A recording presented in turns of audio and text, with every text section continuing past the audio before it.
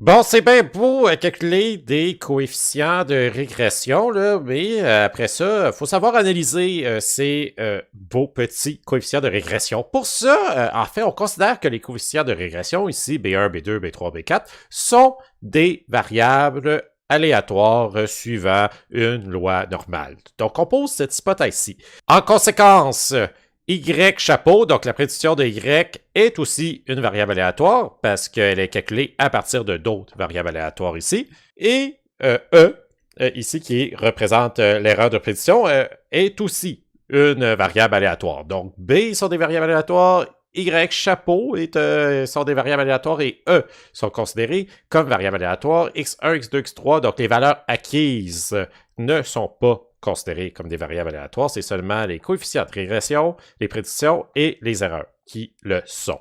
Première statistique qui est très importante à calculer, c'est l'estimé de la variance de l'erreur de prédiction. On a vu dans une précédente vidéo comment calculer la somme des carrés reliés à l'erreur de prédiction. Ça, on l'a vu. Si vous vous en rappelez pas, allez voir la vidéo. Donc ici, l'estimé de la variance qu'on peut exprimer comme SE à la 2. Donc, S, c'est pour l'estimé de la variance. Ou qu'on voit souvent aussi MSE pour Mean Square Error. C'est deux synonymes, mais on voit plus souvent MSE.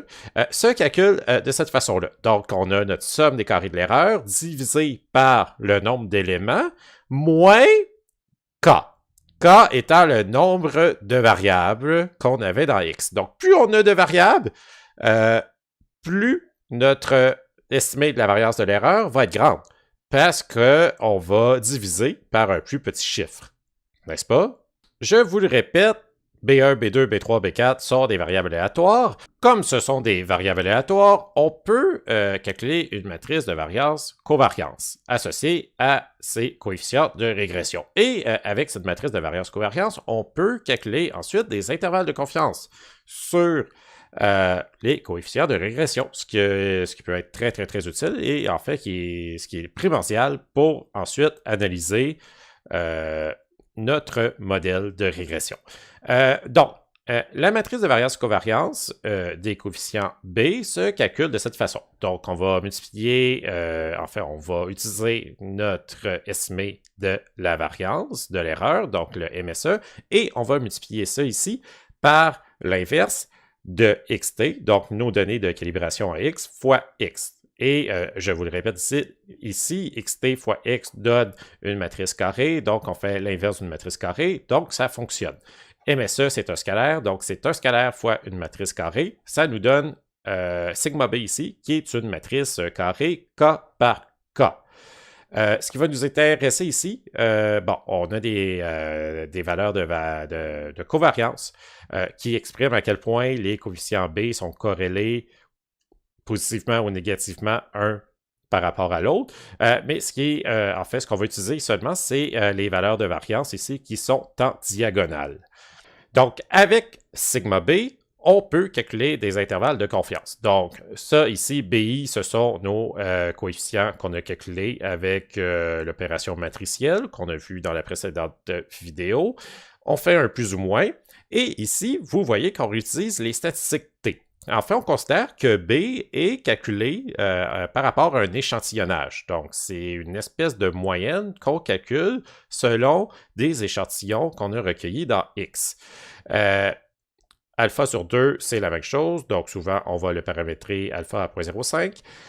Et ici, le degré de liberté, c'est le même qu'on a utilisé pour calculer MSE. Donc, N, ici, qui est le nombre d'échantillons qu'on a dans X, donc le nombre de lignes qu'on a dans X, moins K étant le nombre de variables qu'on a dans X.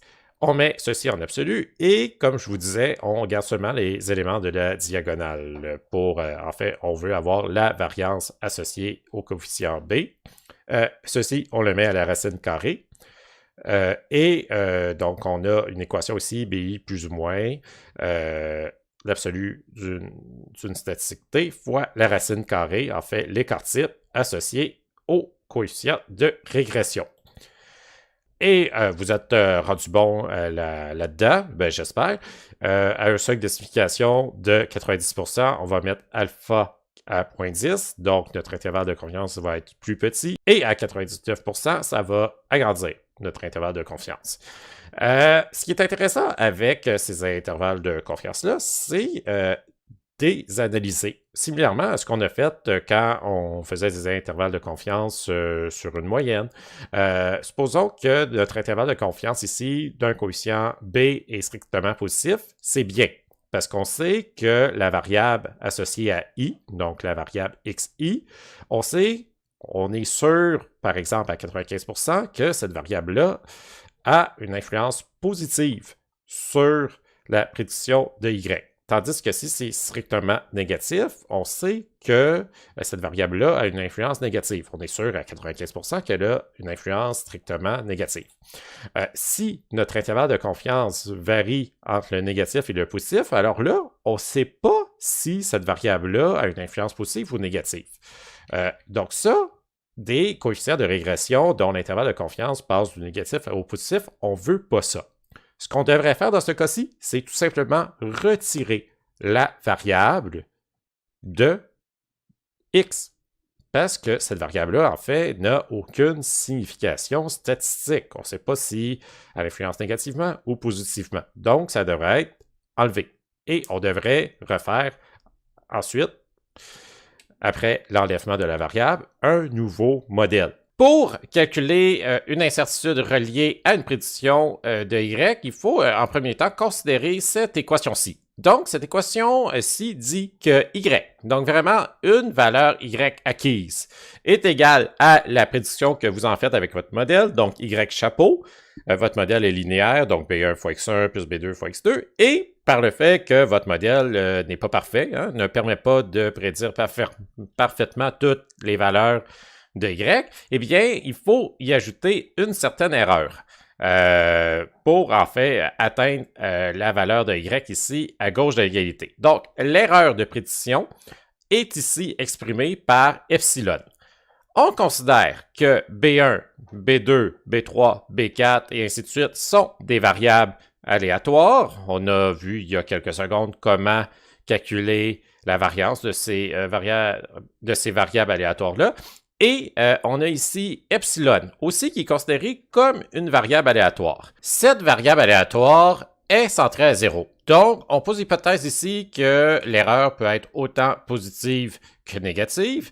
Et on pose aussi l'hypothèse que l'erreur suit une loi normale, paramétrée ici avec une moyenne de 0, on vient de le dire, et aussi dont la variance, en fait, qui paramètre cette loi normale-là. En fait, cette variance-là, c'est l'erreur au carré moyenne qu'on a calculé il y a quelques minutes. En fait, qu'on a vu il y a quelques minutes. Donc, on pose ici que l'erreur suit cette loi normale.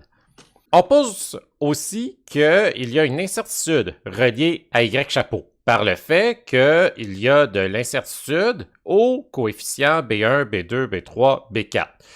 Pour calculer cette incertitude-là, en fait, la variance résultante de la multiplication ici de X1, X2, X3, X4 qui sont considérés comme des scalaires, on fait ce qu'on a vu dans la propagation d'erreurs. Donc, on va faire ce calcul matriciel-là. On va faire notre vecteur de X, donc vraiment une observation sous forme de vecteur, fois la matrice sigma B, qu'on a vu il y a quelques minutes, fois le même vecteur X qui contient X1, une valeur X1, une valeur X2, une valeur X3, une valeur X4 et ainsi de suite, ici qui est transposé.